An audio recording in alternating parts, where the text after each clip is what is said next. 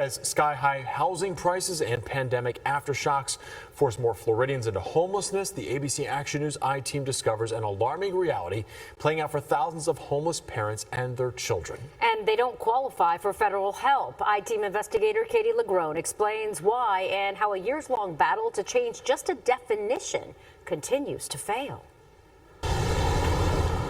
As a parent, are you comfortable having your kids live on the streets or in a shelter? No. We met Marquita Ingram in the courtyard of this Tampa hotel, her home since October 1st. Did you think you were going to be here this long? No, not at all.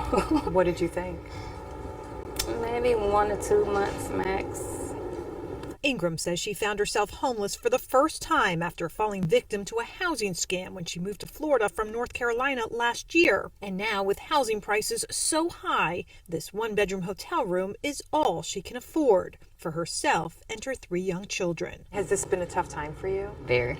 You expect it to be strong, to be able to still take care of your children.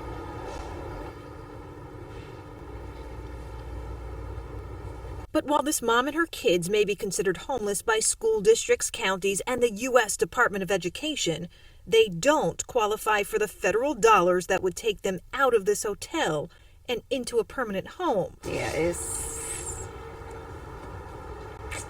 some words I just don't want to say right now. Yeah. Turns out the federal government agency created to help end homelessness, the Department of Housing and Urban Development, or HUD, defines homelessness differently, as primarily living in a shelter or out on the streets, which means those living in a hotel with someone or couch surfing aren't literally homeless by HUD standards. So this boils down to a definition. Yes. Absolutely. It's a nationwide problem advocates say impacts children and families most, because most students identified as homeless by their schools live in some kind of shared housing. Any parent will tell you they would rather stay with a friend or a relative, even if it's a tenuous situation. They would choose that as opposed to living on the side of the road or in the woods or even in a shelter. Laura Tucker is a school social worker and homeless liaison for Hillsborough County Schools. The injustice of that was very shocking. It didn't make any sense to me. It still doesn't. Of the more than 13,000 students identified in Hillsborough as homeless over the past 3 years, more than half were living in some kind of shared housing at the time. State data shows the same trend for students in every Florida county. It's a flawed system. And one advocates have been trying years to change. We're here today to dive a little deeper into the definition of homelessness. This is U.S. congressional testimony from back in 2018, after a bill was filed to broaden HUD's definition of homelessness. This expansion could add millions of people to already strained waiting lists. The bill ultimately stalled, critics pointing to a lack of money, resources, and concern over what the agency deems priority. HUD considers those in shelters and on the streets more of a priority than families who couch surf. Even though there may be a roof over somebody's head, it doesn't mean that they're safe or stable. Barbara Duffield of Schoolhouse Connection is a national advocate and was among those who appeared before Congress to make the case for a definition change. I've worked at the intersection of homelessness and education for nearly 25 years. It has to change. If it doesn't change, then we're going to see adult homelessness, the kind of homelessness that most people are familiar with. That is only going to grow. With the numbers of homelessness on the rise, so too advocates say should the urgency to finally change the definition of homeless before more families become homeless and find themselves seeking help HUD won't give them. What would you tell lawmakers? Think about the mental and emotional health of the families. Makes me feel like I failed my kids, in a sense. Even though I know I couldn't control it, but I feel that way sometimes.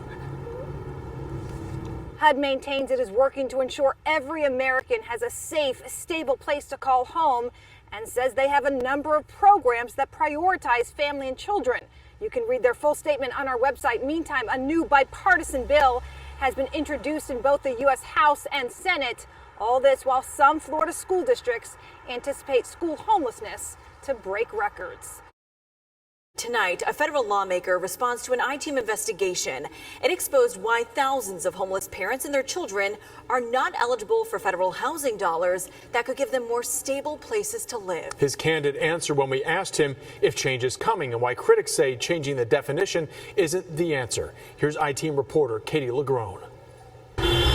Ask any homeless advocate about the current state of homelessness in America. It's crept into the middle class. We're seeing more families that are two-parent families. It hasn't gotten any better. And potentially we see signs of things actually getting worse. Which may be all the more reason to question why thousands of homeless parents and their children are still unable to access certain federal dollars to help them find more stable homes. It would be a simple fix. And according to this federal lawmaker who represents Florida, I just don't see it moving. it's likely not going to change anytime soon. I really hope that I'm wrong, but I've been following this for 5 years and haven't seen any practical attention to this issue yet. U.S. Congressman Bill Posey is talking about a problem plaguing homeless families for years. So this boils down to a definition. Yes, absolutely. HUD only recognizes those folks who are literally living on the street or are living in shelters as having met their definition for homelessness. Laura Tucker is the homeless liaison for Hillsborough County Schools,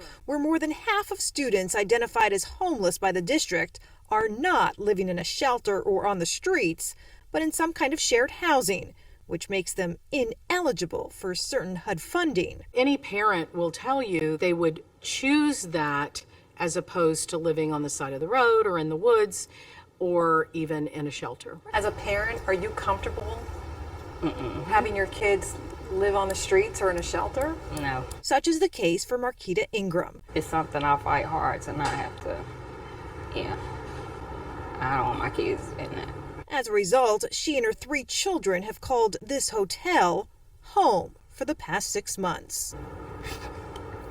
Makes me feel like I failed my kids, in a sense. Even though I know I couldn't control it, but I feel that way sometimes.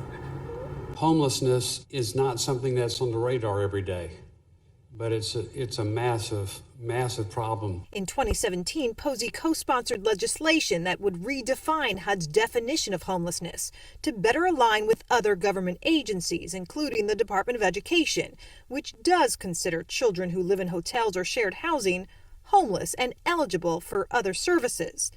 It failed to pass. This year, similar bipartisan legislation has been introduced in both the House and Senate, but Posey isn't putting his money on change because HUD isn't pushing it. It's a monolithic agency who just doesn't want to make any change in procedure because it might be inconvenient. If we just flood the system with more families that have a place to stay, even though it's not perfect by any means, I don't think that's going to really help. But critics, including the CEO for the National Alliance to End Homelessness, believes the answer to helping more families isn't in changing a definition. What we need for these families is more affordable housing. But numbers. We're 7 million units short in the country of enough affordable housing for the low-income households that need it. That's what drives the homelessness problem. And putting people into shelter, if there even is shelter for them to go into, is not going to solve that problem. That's basically it. Until she can find affordable housing, this mom plans to stay put with her children in a hotel room, counting down the days. Hoping with maybe a couple more months, hopefully, if I can find something. It's just been kind of hard. It's a lesson we learn early on. Work hard, earn a decent living, and you'll be able to afford a home. But the lack of affordable housing is turning that age-old concept upside down. And tonight, I-Team investigator Katie LaGrone continues her original reporting on this issue with a revealing look at homelessness among the middle class. The pictures of a booming Florida are hard to miss. More people in, more construction up. The economy thriving.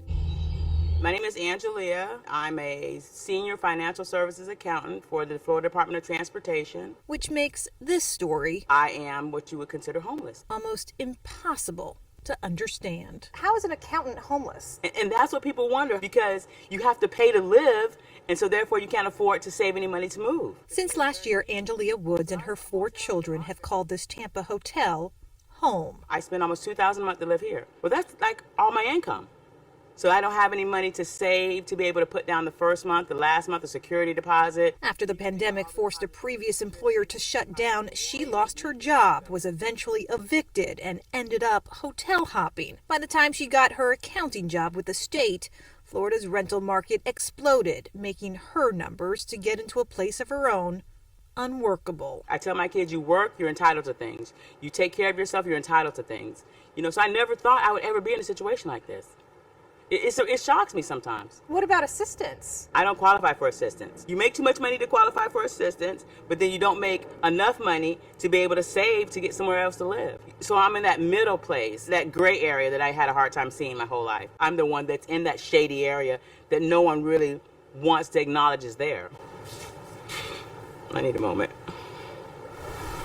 Every 2 weeks, we pack our stuff up and go to the next church. Across the coast in Martin County. It sits down here because the TV's so far away. Before they started church hopping, Owen Russell and his 17-year-old daughter Elizabeth were couch surfing. At times, he says, even sleeping in their car. Terrible. It feels terrible. I'm a single father.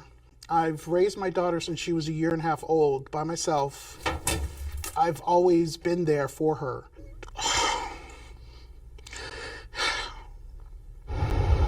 Russell is a full-time transportation provider for non-emergency patients. A good job, he says, but with rental prices up 20 to 30% in the area, it's not good enough to land them into a place they can call their own. When they're saying they're building homes for middle-class families, and I go to apply and I say, who's able to afford this? Russell and Woods are among a growing number of middle-class working families in Florida, now becoming first-time homeless families, too. I call them families that are in the gap. It's families that they make too much to qualify for government subsidy, but too little to afford the market rent. So I just say these are our workforce that are in the gap. Madeline Bazone Greenwood is Executive Director of Family Promises of Martin County, part of a leading national nonprofit dedicated to helping families who are experiencing homelessness or facing homelessness. Though the feds have poured hundreds of millions of pandemic relief dollars into state and local coffers to help people pay for rent or down payments, Bazone Greenwood says without changing who gets priority and increasing income eligibility requirements, more working families will fall in the gap. We have to help families that are making higher income. Okay, so these are the families that even though their income's not as low as what the original definition was, they still need the help. For the most part, this is our stuff. Owen and his daughter are now looking at moving across state lines to Georgia. I'm a Floridian boy, and there's no place for me here. There's a stereotype like, you're single and you got kids, you must be on welfare, you must be doing this. No, I get up every day and go to my job. Angelia Woods plans to stay put. I'm an accountant. I'm already working. I'm already productive. July will mark 1 year in this hotel, an anniversary this mom would like nothing more than to miss. I don't want anybody's sympathy. I don't want anybody to take care of me. I will take care of us. I just want an opportunity to get a place that's decent, that's affordable, that my kids don't have to be afraid to come outside and play. That's all I want. As more working class families are now sharing their stories of first-time homelessness with I-Team investigative journalist Katie LaGrone, advocates are also sharing a new warning. If Florida doesn't find an affordable housing fix soon, the future of our state is in jeopardy. Here's Katie tonight with that update. So this is our little oasis of space. I work there. If you've never imagined yourself homeless, this is the chaotic mess of a room. 37-year-old Sharday Williams was right there with you. That's all we got. So this bed is pushed together. So all four of you sleep. It depends on who passes out where, basically. There's a couch. It's pretty comfortable. And then the blow-up mattress. That was until about a month ago when a dispute with her landlord forced her out of the home she had rented for more than 2 years. We became homeless on Easter. My daughter's birthday was Easter, April 17th. And we've been living in a hotel since. With rent prices up in Hillsborough County by at least 30%, this full-time customer service rep has found herself on hold, an unexpected housing hold. I don't get it. I don't understand. I work. I don't make a whole bunch of money. Maybe on a good week, $2,300 a month, but I can't find nowhere to live is the most confusing part. Just over a week ago, she and her 4 kids moved into this Tampa hotel. That's my crock pot that I didn't know how to use. Her local school district referred them here, covering the cost of week 1. What scares you most? That I won't be here for a long time. That's terrifying to me. She's not the only working mom to move in without an end date. I work for the state of Florida. A few weeks ago, we introduced you to Angelia Woods, a senior financial services accountant for Florida's Department of Transportation. I am what you would consider homeless. Angelia checked in with her 4 children nearly a year ago. I tell my kids, you work, you're entitled to things. You take care of yourself, you're entitled to things. So I never thought I would ever be in a situation like this. It shocks me sometimes. They are part of an unknown number of working Florida families experiencing homelessness for the first time, victims to a housing crisis hitting people who work but can't work out a budget to cover rising rent prices. Florida has the 3rd highest population nationwide. It's also number 3 for state homeless counts.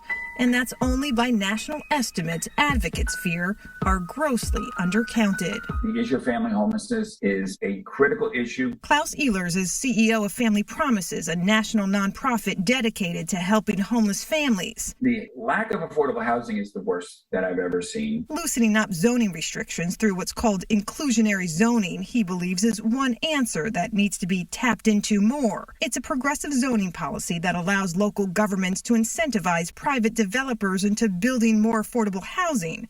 It's one more Florida counties and cities are now considering. You can do this in a very manageable way, and you can work with affordable housing developers to create really suitable housing. If you don't think that our problem is bad, look at California. Jamie Ross leads the state's housing coalition. She's working with governments to find solutions and is warning about the consequences if housing here doesn't become more affordable. If you're not worried about our housing market, if you're not worried about our homelessness, our families who are living in homelessness, take a look at California, because that's us in the future. There's enough housing out there, and it's ridiculous that we don't have access to it, that we can't get it because of whatever reason. You're pricing us out of being able to even afford housing.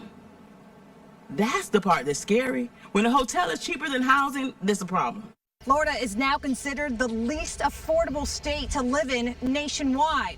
Local governments are now holding summits and conferences to try to find answers. At the state level, some lawmakers have now asked the governor to add the affordable housing crisis to next week's special session. I'm Katie LeGrone reporting.